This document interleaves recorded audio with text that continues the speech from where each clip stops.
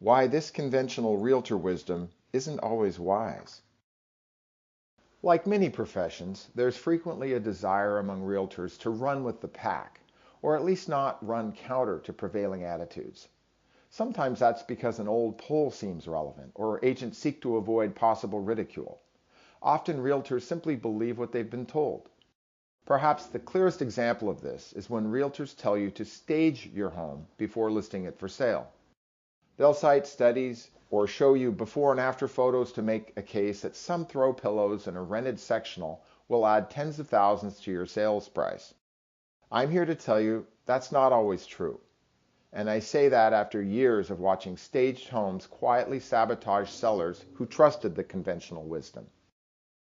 Let's start with the obvious: cost.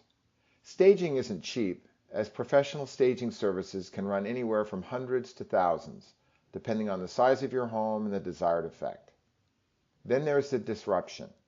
You may be asked to move out your own furniture, pack away personal items, and essentially live in that showroom for weeks. Talk about a fishbowl. Then if your home languishes on the market, you could pay monthly rental fees on furniture that isn't even yours. Beyond the time, money, and inconvenience, sellers have to deal with a needless scheduling headache too. That's because you're now coordinating movers and stagers, all while trying to manage your actual life. The dirty secret? Like weddings, staging is now an industry. But what most realtors won't tell you is the one thing experienced agents and buyers know the moment they walk through the door. Experienced buyers and their agents recognize staging on site. That's because staged homes are obvious. Wandering the house provides all the clues you need.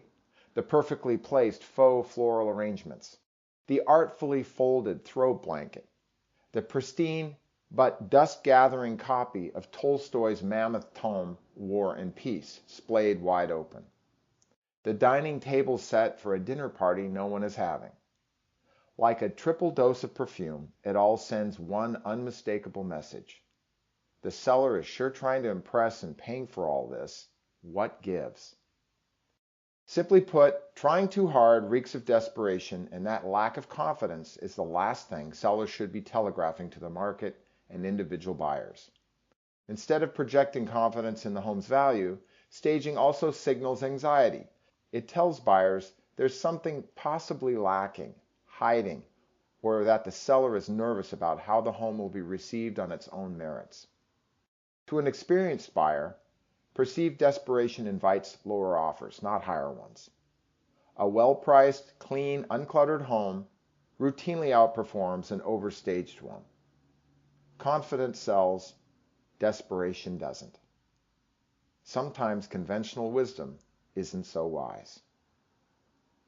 Realtor Roy Whiting uses his decades of full-time real estate experience to do what's best for his clients, whether that sometimes means running with the pack or being a lone wolf.